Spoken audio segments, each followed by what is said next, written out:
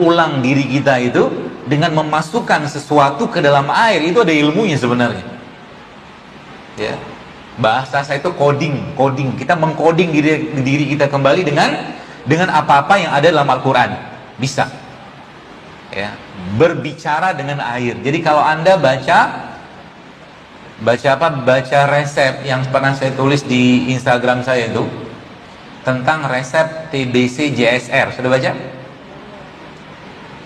Mungkin Bapak Ibu pikir, karena saya bilang itu resep memang dipakai oleh seseorang, teman saya juga, yang dia sudah multiple drug resistant, dia sudah resisten obat-obat TBC itu sama dia, dan dia pakai resep itu. Tapi ada satu hal yang dia luput ceritakan ke saya, dan saya baru ngerti jawabannya sekarang. Apa? Setiap malam dia bangun, dia baca Quran, di depan dia ada air putih yang dia bacakan ayat tadi, dan setiap malam itu pula dia minum air itu. Jadi dia bilang begini, besar kemungkinannya bukan kunyitnya, bukan daun tinnya, bukan daun bidaranya yang mengembalikan kesehatan dirinya, tapi air tadi. Ya. Dan proses pengkodingan tadi itu hanya bisa dilakukan dengan media air. Maka Allah sampaikan dalam Al-Quran apa? Wa ja'alna minal ma'i kulla syai'in hayy, kata Allah. Dan dari air kami juga jadikan segala sesuatu yang hidup, dari air semua. Ya. Air saja, elemen unsur air itu ya, kalau sudah mendengar bacaan Quran, ini penelitian dari Mas Haru Emoto, bahwa kristal terbaik di muka bumi ada ditemukan dalam air Zam-Zam. Karenanya beliau menjadi mu'alaf ya di Jepang, seorang profesor. Jadi kalau manusia dengar Quran dia nggak mendapat sesuatu petunjuk atau furqan, kita manusia seperti apa ya, na'udzubillah. Jadi air saja sudah berespon dengan begitu baiknya, sehingga air yang molekul paling baik ada di air Zam-Zam. Kenapa di air Zam-Zam? Karena di Mekah, di Masjidil Haram tidak pernah berhenti bacaan Quran. Bahkan orang yang tawaf, orang yang sa'i, semuanya dia sudah terus mendengar suara ayat-ayat Al-Quran. Suatu penelitian juga, suara Al-Quran yang dibacakan pada tumbuhan zaitun dan madu lebah menghasilkan produksi yang Masya Allah berlimpah-limpahnya. Ini tumbuhan dan elemen air. Dan dahsyatnya penderita kanker, ini riset ya, di sebelah kiri, ledakan kanker terjadi, maksudnya bukan ledakan, maksudnya kalau kanker itu kan sel tubuh sendiri, dia akan hancur sendiri atau mati sendiri atau menciut sendiri hanya dengan didengarkan terapi Al-Quran, Masya Allah.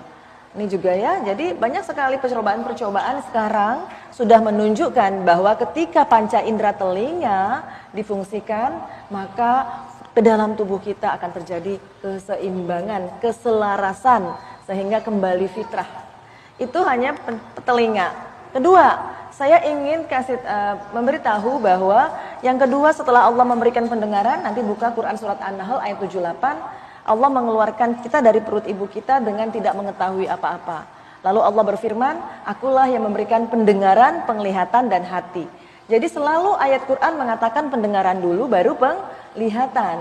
Di penglihatan sebenarnya Masya Allah, ketika mentari pagi bersinar Bu, habis subuh ya, syuruk, ada semburat cahaya matahari. Secara riset kedokteran bahwa mata kita, di belakang bintik mata kita ada disebut titik yang disebut SCN, suprachiasma nucleus. Suatu titik di belakang mata yang menangkap seberkas cahaya pagi.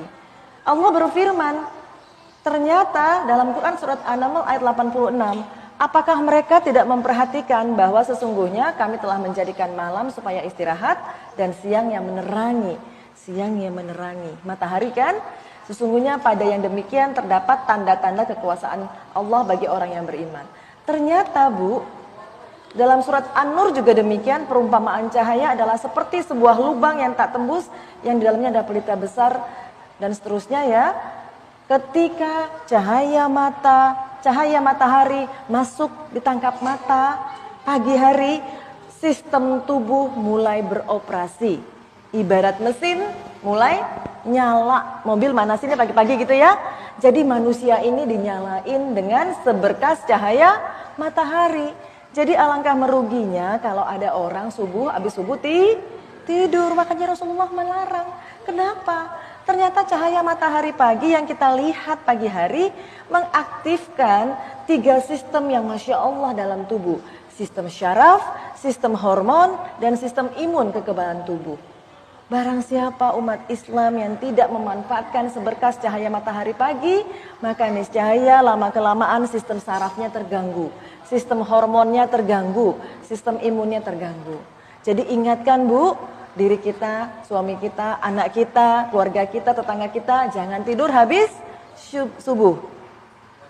Pandang matahari, ya.